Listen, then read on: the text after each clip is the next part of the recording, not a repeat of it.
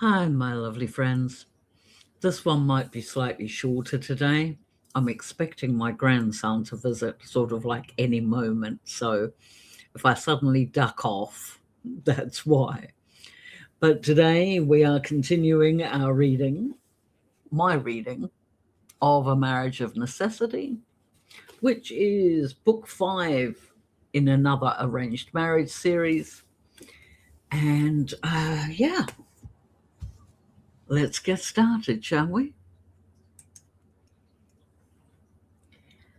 Chapter 15.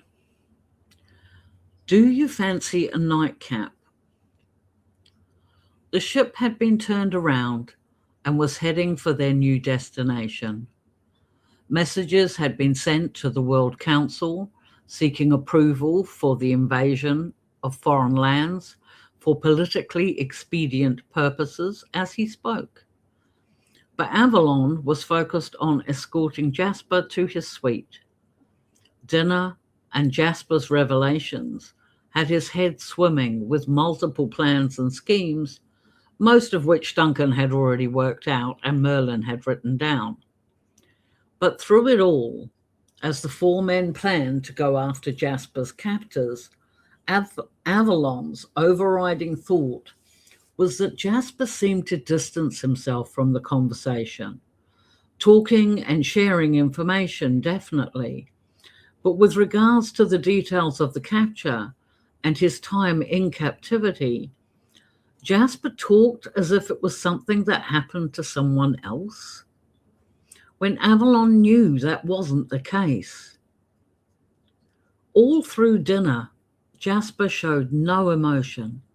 He spoke factually and economically, wasting no words when responding to questions asked, but Avalon wondered if he was the only one who noticed, or even remembered that it had been Jasper who'd been through what Avalon imagined must have been a horrific ordeal. My magic informs me you are more in need of conversation than more beverages, Jasper said softly as he headed over to the couch he'd sat on the night before. I asked the cook to make us some hot chocolate. He uses real cream in his recipes, which I thought you might enjoy. After locking his suite door, Avalon went to the small side table where a carafe and 2 mugs were ready for him. Quickly pouring himself half a mug, he arranged a fuller one for Jasper and joined his husband on the couch. I do want to talk, yes, Avalon agreed, handing over the mug. But first, I want to hear your opinion on this chocolate. I have this blended specifically for me from a master chocolatier who runs a small shop just outside of Sijan. I think I can only remember my mother giving me chocolate once in my life. Jasper cradled his mug, bringing it close to his face and inhaling. After the man from the Magic University came to test me, she came into my room later that night, letting me know that she had told my brother to stop his foolishness and that she was proud of me. The cup was smaller than this one, but it was Jasper held up his mug with a small smile. But it was such a rare treat. I've never forgotten it.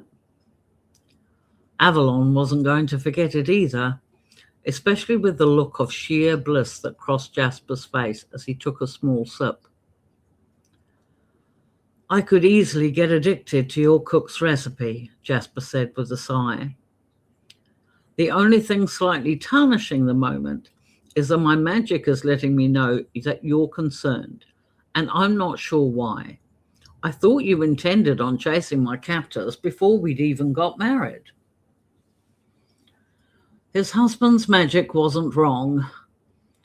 Settling back in his seat, Avalon took a sip of his own drink before saying, I think my intentions and attitude before our marriage would likely fit into the Crown Prince's arrogance category. Jasper flicked him a quick look. I think I'm familiar with the concept, but perhaps it means different things between Lowenthorpe and Sijan. You're surely not referring to behaviour I associate with the aforementioned brother of mine, are you? Possibly a little. Avalon held up his hand, indicating a small space between his thumb and forefinger. Remember, I had never seen or met you prior to the ceremony. I only had the bare bones of your trauma to form my opinion, and you now know why I signed our marriage contract. It was my father who suggested I take troops as a wedding present, as both he and I were concerned you hadn't named those who had held you for so long. Would you think less of me if I admitted to imagining that you'd take solace in the comfort of my rank and name offered to you, and would gladly give up those who hurt you? If that might have been my thinking prior to my arrival at Lowenthorpe, of course. There was a suggestion of a smirk that played around Jasper's lips as he took another sip of his chocolate. When he swallowed it, an action Avalon watched perhaps more keenly than it was considered polite. Jasper was dressed warmly as the evenings got cool on the ship, but his coat fitted his slender form perfectly, and his dark pants, which were quite flared when Jasper was standing up, molded to his legs when he was sitting down. Focus, focus. We need to talk. I am worried about you, that you might be distancing yourself from what might need to be done. I understand the level of detail you gave about the men that took you, but... Putting down his mug, Avalon reached for one of Jasper's hands. I guess I really want to know how you're truly feeling about all this. Are you all right? I should ask the same thing of you.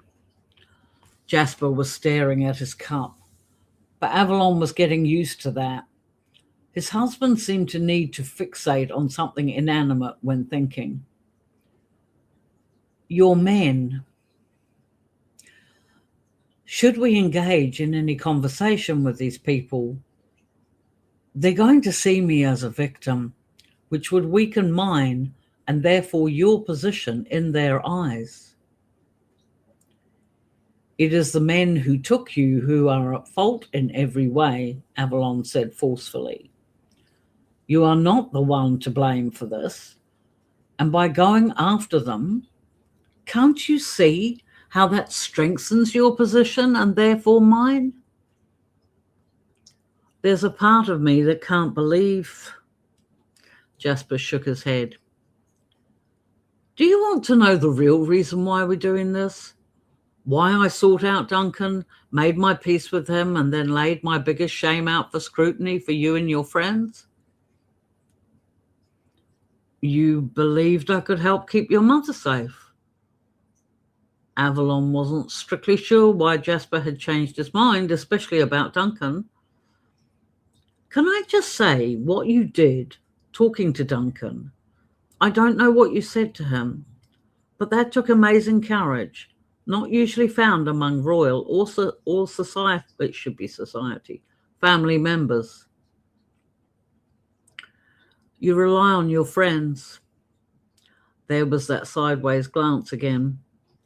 I would not be the reason to come between you. I'm not like that. And yet anyone else would be, and no one will blame you for taking offense or refusing to talk to Duncan or Merlin ever again. Any other spouse would be well within their rights to insist I banish my friends and refuse to entertain any apology. Instead, you went seeking him out. An apology never wipes the actions done. When it's all said and done, an apology is just words, Jasper said. I didn't talk to Duncan about that. I believe the apology he offered was more because of his loyalty to you, and I can respect and applaud that. He grinned, a genuine one that lit up his face. In fact, I'm sure the only reason he offered a formal apology at all was because he vowed to Merlin he would not leave the cage until he had. Merlin told me about that, Avalon chuckled. Duncan is a man of extremes at times, but I will never forget there was a time when he literally saved my life back in the days, when I learned a prince didn't come with an innate ability to swim simply because he was the heir to a country. Then I feel comfortable that I did the right thing. Jasper nodded, and then took in more of his chocolate, holding the cup with one hand as Avalon still had hold of the other. This is a rare feeling for me, feeling comfortable or confident.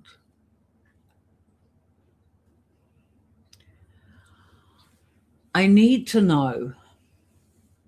Avalon bit off the words he was going to say. During that time when you weren't at home, God, could I be any more ineffective? Was there anything that happened that hasn't been mentioned? Anything? I just want to be prepared in case anything triggers something distressing for you as we go through this. You want to know if I have been despoiled, as one might be when someone was showing off their ultimate power over another person under their control and seeks to humiliate them with the actions. Jasper's whole body stiffened as he fixed his eye on a point on the wall that looked indistinguishable from any other in Avalon's eyes. Admittedly, the lamps threw soft shadows on the cream wooden walls, but nothing that warranted the amount of attention Jasper was giving it. I find myself at an impasse. Jasper's voice had lowered until Avalon had to strain to hear. On the one hand, you've said yourself, when we first talked, that you imagined we would only be friends, in which case any information I might share with you would be related on that basis, one friend to another. No need for specific details because friends would never discuss a topic like that. Yet subsequent behaviors and words spoken between us suggest there is a potential for more. Definitely more, Avalon said quickly, as Jasper seemed to struggle to finish his thoughts. Jasper, as much as you may not be ready to hear this, I find myself more infatuated with you with every passing minute. I confess no one is more surprised than I about this development, but it is one that makes me incredibly happy, despite the seriousness of the plans we are making this evening. I would never dream to presume upon your person, and I remain committed to being guided by you on any matters of possible intimacy going forward. But don't you see? That's why I need to know. I would be horrified if any action on my behalf might upset you or remind you of things. It was his turn to lose his words. Jasper took the last mouthful of chocolate and very deliberately put the cup down before he said, I am not familiar with how intimacy is conducted between two adults that share feelings, he said. And Avalon noticed that darned lack of emotion in his husband's tone again. You are welcome to call me naive, but I have always considered anything done by those two adults who cared about each other wouldn't involve ropes, fire, pain, the shedding of blood, or the use of inanimate objects, and force. In fact, I would go so far to suggest, in my naivety, that any thoughts I might have had of an intimate nature never involved the idea of a partner debasing or humiliating another in the most shocking of ways. Was I wrong? No. By the goddess of magic and steam, no, you're not wrong. Avalon was sickened by the very suggestion of what Jasper might have gone through. Then what difference does it make to know the specifics? If the actions are so different that they might not even be on the same plane of existence, then what good does it do for you to hear details that would likely change the way you look at me? I was powerless, and that is a time I prefer to forget. So you tell me, what difference is the loss of my eye to the wrecking of my most intimate places? I am as physically healed as I can be. That is all you need to know. I am so sorry. Avalon realized that for the first time since they'd met, Jasper was genuinely angry, and for good reason. It wouldn't make any difference to my feelings for you. Nothing you would ever say would negatively impact my affection for you. I promise you that. You have my word.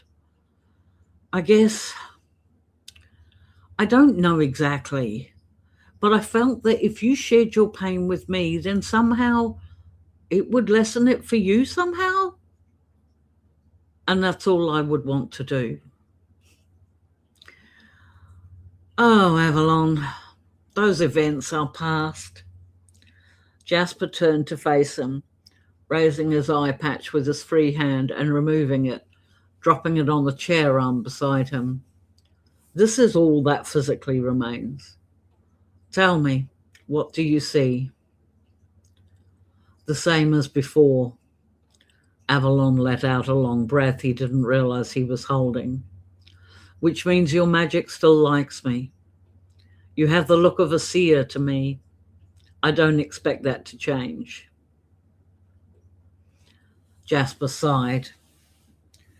If those lack of details burn in you, then, when the danger is fully past, when those responsible are dead or behind bars, then, if you must hear, I will tell you then, but not before.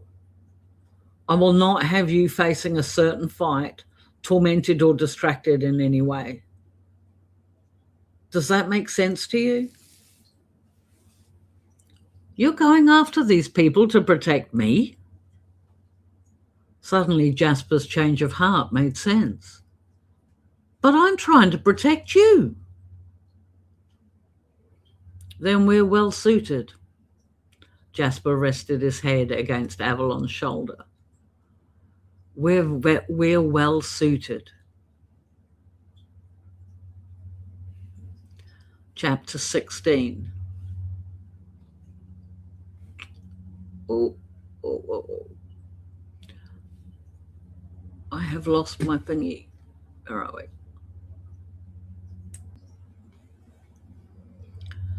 Jasper stood on the water side of the ship as it neared land.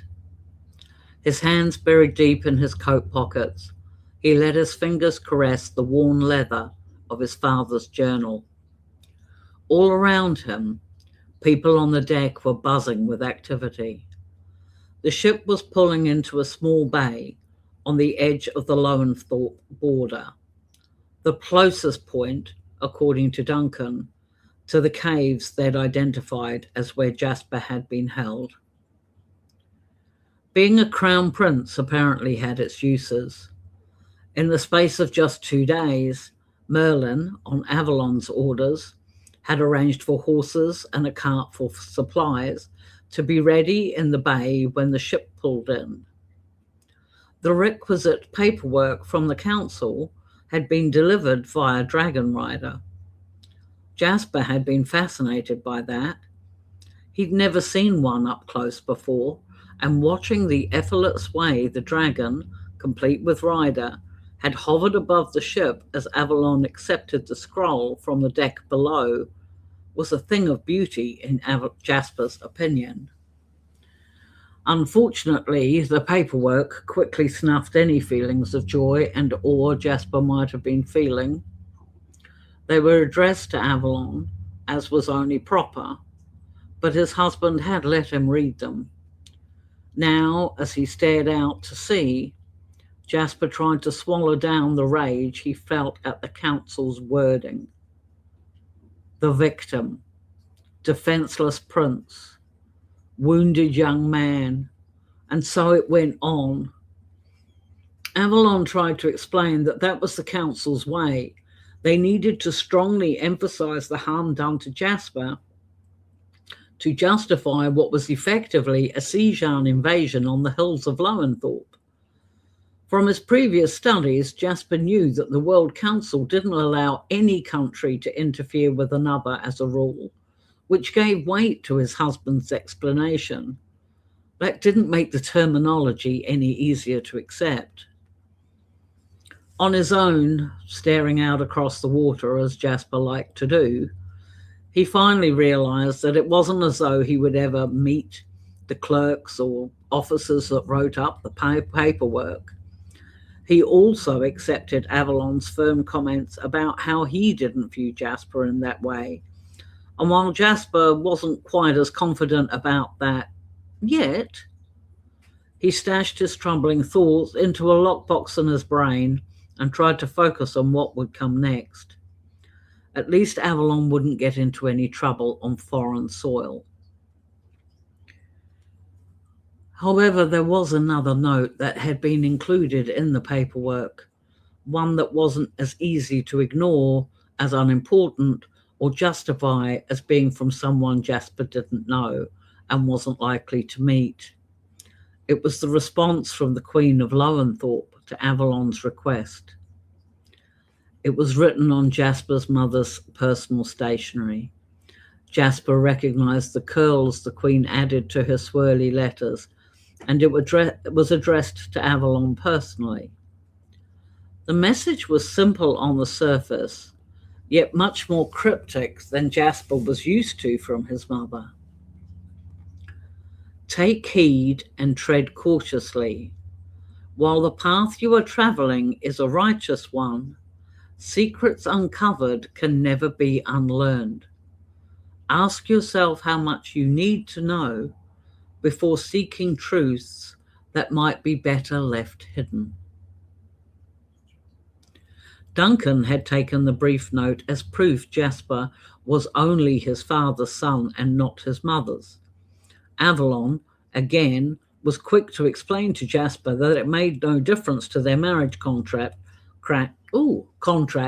or Jasper's status.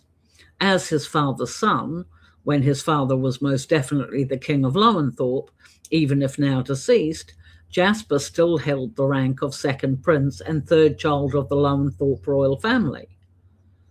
Jasper hadn't even considered that issue, and what does that say about me? Jasper's magic shimmered under his skin. Since the water creature incident, which was Merlin's description, it was as if that entity, or part of himself, had gained confidence. Jasper was happy enough to continue testing the theory that sharing a bed with Avalon seemed to render his night's sleep completely dreamless. He was feeling more rested than he ever had since being taken, but the anticipation and the weight of what was to come, Jasper still wasn't sure how he felt about it, only that he had to follow through. Ready to hop into a longboat with me? Avalon came up beside him, resting his hand lightly on Jasper's arm. If this is too difficult, you could... Don't. Jasper shook his head, managing a smile for his husband despite his jumbled emotions. Don't even think of leaving me behind. You would have no way of knowing if you've got the right people if I'm not there. I'm just not sure I'm comfortable with you having to face anything ugly from your past. Jasper found himself turned so he was facing his dashing husband. You have to know you're important to me, as you are to me, which is why we're doing this. Jasper inhaled sharply. Avalon had used cologne that morning, a mix of spice and citrus that smelled nice. There is nothing I could possibly face with them that I haven't already come through before. Despite their best efforts, I am still standing here with you now, married, with increased social status, and even a coronet stashed among my belongings. And magic, Avalon murmured. Whatever happens on our travels, don't ever be afraid to use it. Unlike Duncan, I believe that your mother's cryptic warning wasn't about your heritage at all. I am almost certain she would think, like many upper class families, that no one would ever question your origin. You think she was warning you about my magic? Jasper considered the idea. It's possible. When she learnt my eye had been taken, she told the healer it was likely the act of someone seeking to prevent me from being able to recognize them. She never mentioned your magic to the healer at all? Avalon sounded surprised. After the Magic University test showed I wasn't possessed by a demon, which I'm sure Luigi only got pushy about because he was a teenager and didn't like the attention I was starting to attract, no one was allowed to discuss or even mention my magic around the castle. That's ridiculous. Jasper shrugged. Not really when you put it into context. The fact I had magic is also why I was excluded from social events. My invitations to parties were lost in a faulty communication system, and I wasn't encouraged to make friends. He smiled at the concern in Avalon's eyes. My magic wasn't allowed to exist, and it was easier to ignore if I was ignored as well. With the exception of my parents, of course. So no, the healer wouldn't have been told. And on reflection, you could be right about my mother. She would likely believe if you learned about my magic, then you would also question my lineage and would likely shun me. That's not happening. Jasper was pulled against Avalon's chest, so close he fancied he could hear the man's heartbeat. You use your magic, Avalon whispered in his ear. You hear me? No matter what happens or who we might face, you use your magic in any way possible to keep yourself safe, and to hell with anyone who might object. Please, do this for me, if not for yourself. Do not hide what you can do. Jasper was being held firmly, knee to shoulder. It felt wrong, his hands still being in his pockets, when Avalon was gripped by some emotion he couldn't identify. Pulling his hands free, Jasper wrapped them loosely around Avalon's waist, patting his husband's back. It'll be all right, he said, conscious of their audience and keeping his voice low. You have a dash of Crown Prince arrogance, remember. Everything will be fine. You're probably right, Avalon chuckled as he pulled back, his hand lingering on Jasper's shoulder. Between your magic and my arrogance, we can't lose.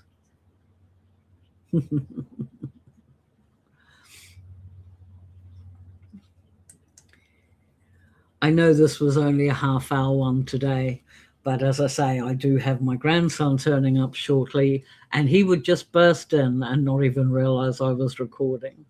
So look out for the next installment next Saturday.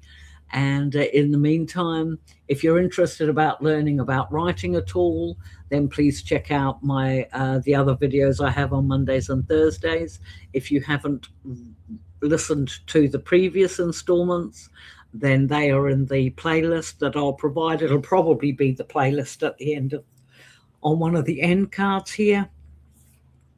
And in the meantime, have a wonderful week, and we will see you in the next one. Bye.